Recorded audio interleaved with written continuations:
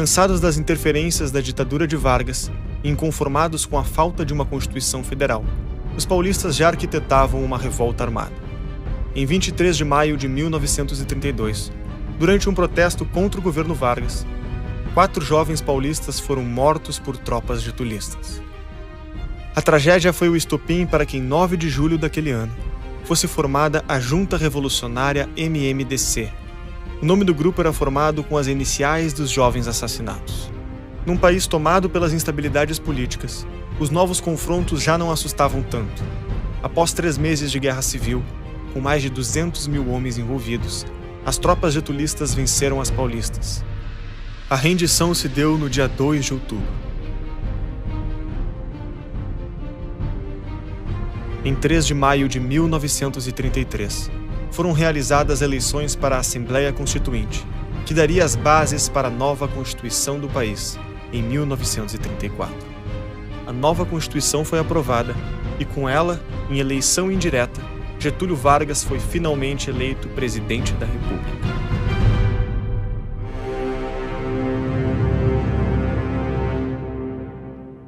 Então ele começa a estatizar uma série de coisas. A Constituição de 1934 nacionalizava o subsolo, nacionalizava bancos, nacionalizava seguradoras, fechava o Brasil para comércio externo, era extremamente protecionista. O modelo que Vargas adota já é o modelo mais em linha com um país socialista, fascista.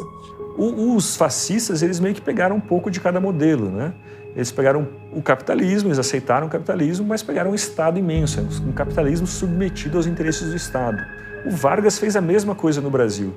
Os modelos dele eram, evidentemente, Mussolini, Hitler. Inclusive, ele tinha certas similaridades mentais com Hitler. A apreciação por Nietzsche, tanto ele quanto Hitler sabiam trechos inteiros do Nietzsche de cor. E ele achava um pouco que ele era o super-homem do Nietzsche, né? Sou o grande Führer da nação, né? Sou o Duce, sou o condutor. Eu vou tirar a gente do ostracismo e levar este país para frente e para o futuro, apontar para o futuro. Ele foi considerado por muitos historiadores como o brasileiro, ou o presidente brasileiro mais importante de todos. É difícil discordar de uma sentença como essa, de uma análise como essa, porque boa parte do Brasil de hoje ele foi construído por Vargas. Esse Brasil que já largou praticamente toda a história para trás. O Vargas ele consegue assim, quase colocar assim, um novo Gênesis 1 a respeito do Brasil. Naquele momento, o Getúlio quer construir um outro Brasil, mas com base em outros elos. Quais elos? Por exemplo, no carnaval e o futebol.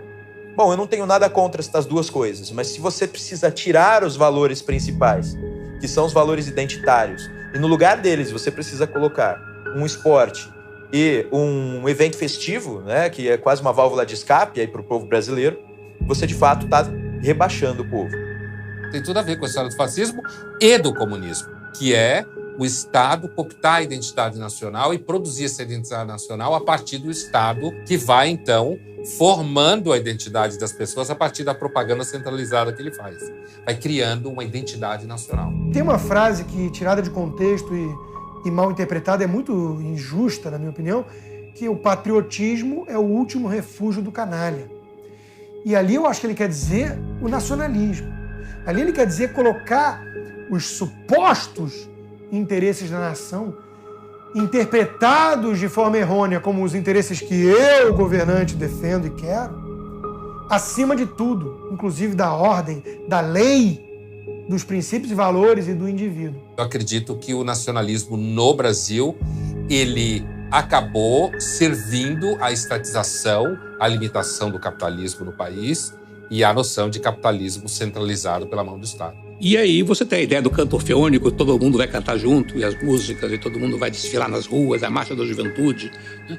Que tem um componente nacionalista muito fascista de conteúdo, né? De você vai mobilizar todo mundo em torno da nação, em torno do chefe. Também toda uma ideia de você usar os novos meios de comunicação de massas. Você vai usar o rádio, né? A ideia do rádio como grande elemento de mobilização. Seguindo as práticas populistas implementadas por Joseph Goebbels na Alemanha nazista, Vargas passa a utilizar o rádio como o principal instrumento de difusão da propaganda governista.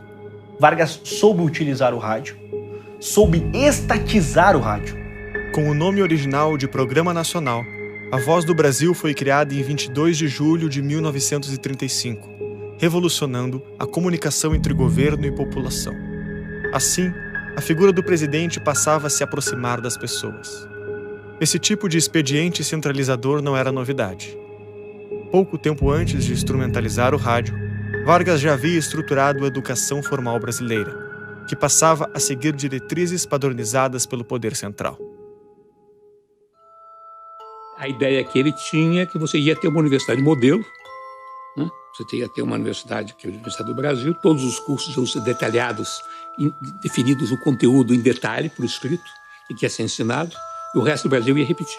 Eu vou eliminar, né, digamos assim, a vivência histórica e cultural regional, né, e criar uma cultura a partir do sistema de ensino, né, uma identidade cultural desde cima. A ideia de você construir o símbolo da nacionalidade, os hinos, os heróis nacionais, você inventa, na verdade, né? Todo um panteão de heróis nacionais que não existia. Gerida pelo Estado, pelos seus ministérios, pelos seus intelectuais, né? Por os artistas que vão virar símbolos e que vão apertar a mão do presidente. Para cumprir com suas ambições de remodelar o imaginário nacional, Vargas precisava se utilizar da elite letrada do país, para que contribuíssem com seus objetivos. Era um homem de uma grande capacidade e que sabia dialogar com os intelectuais verdadeiramente importantes da época. Tendo uma demanda nacional viva, que era a questão do analfabetismo e outras coisas desse tipo, ele vai dizer assim, precisamos de escolas. O Estado precisa se envolver muito mais nisso. Intelectuais vão ficar sensibilizados quanto a essa questão e vão entrar de cabeça no pensamento pedagógico nacional.